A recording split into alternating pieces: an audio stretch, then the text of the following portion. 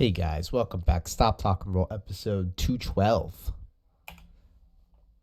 Breaking down some jiu-jitsu rounds. Today we're doing Dan and Dan. They're already rolling over here. We got Dan and Dan. The traffic will clear up in a second. There we go. And yeah.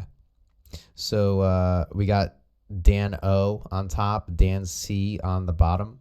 Dan O's trying to break through the Running Man, it looks like.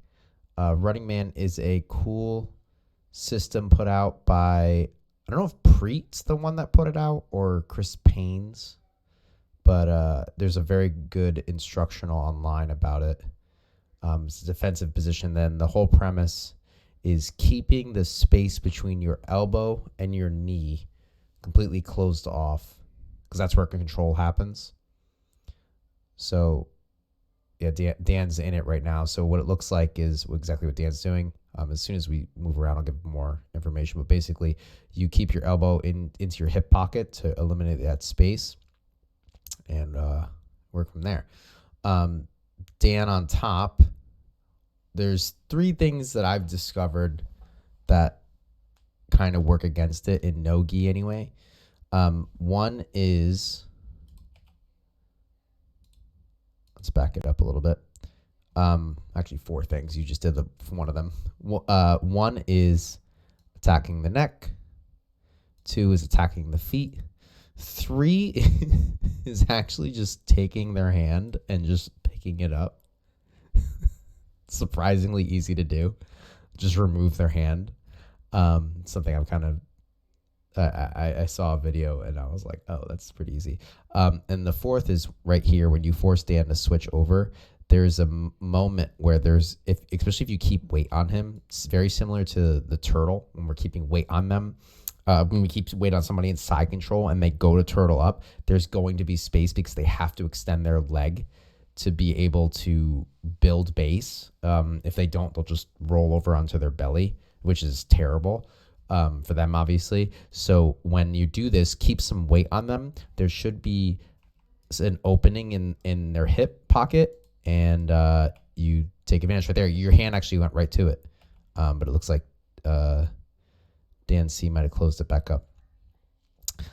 Guys, I don't know why the quality is like it is. So it's the same camera I always use as my phone, but I was able to zoom it out a little bit. But the quality of the video, like the size of the video is literally smaller. So I got to play with the settings, maybe bump it back up. Maybe it's not on like 1080 or something. So, I mean, it's serviceable. This is fine. So, looking to take the back. I think Dan's just playing really defensive this round. Dan on the bottom. Dan's C, which is cool.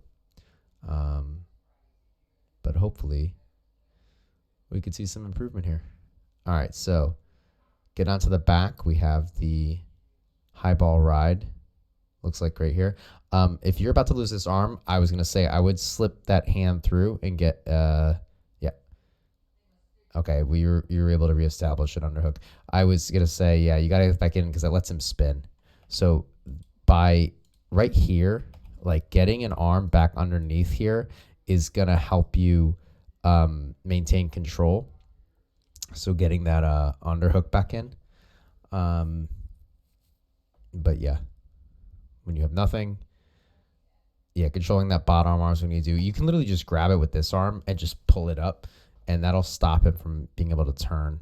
Yeah, but right here, there's nothing stopping him. He's rolling.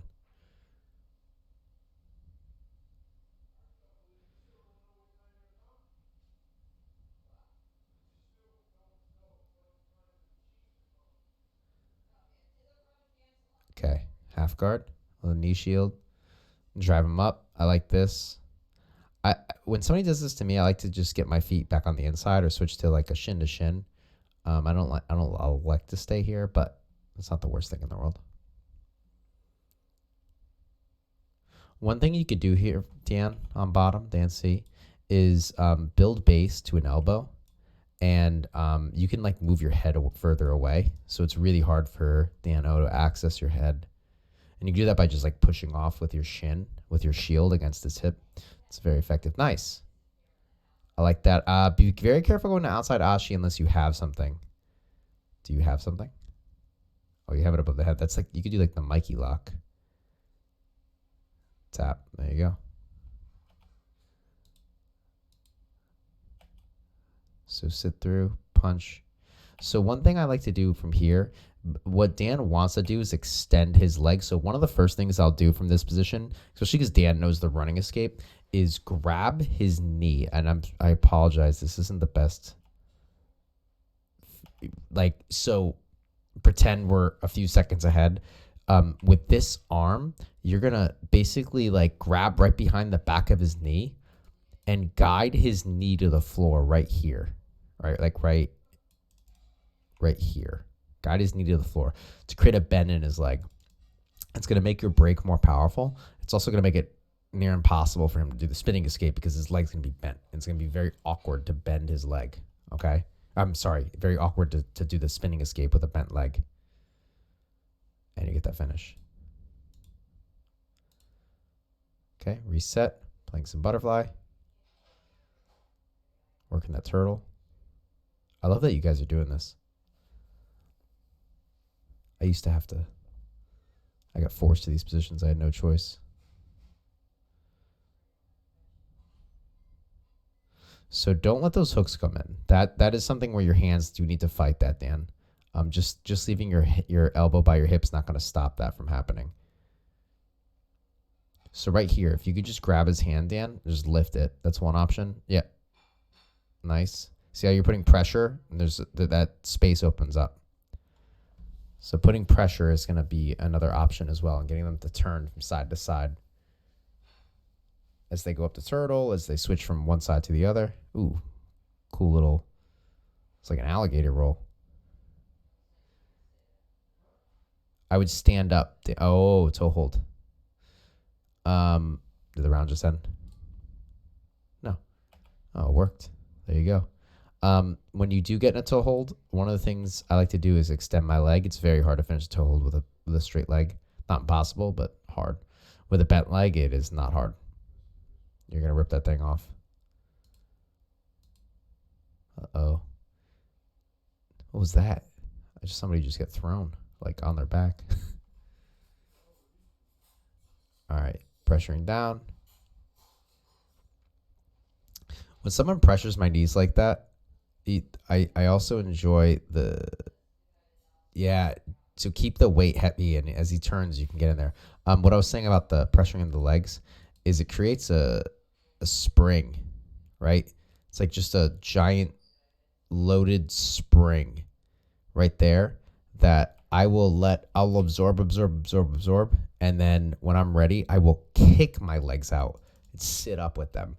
And I find it highly effective at getting them off of me and then gaining some kind of control over a lower limb. And I believe that now is the round. Yeah. Okay. Awesome. Great job, guys. Appreciate you being on the show. As always, if you want to be on the show, check out the description below. Drop a like. Subscribe to the channel. Ring that notification bell. I get these episodes out every morning, 8 a.m. Eastern Standard Time, Monday through Saturday. And I hope you have a lovely day.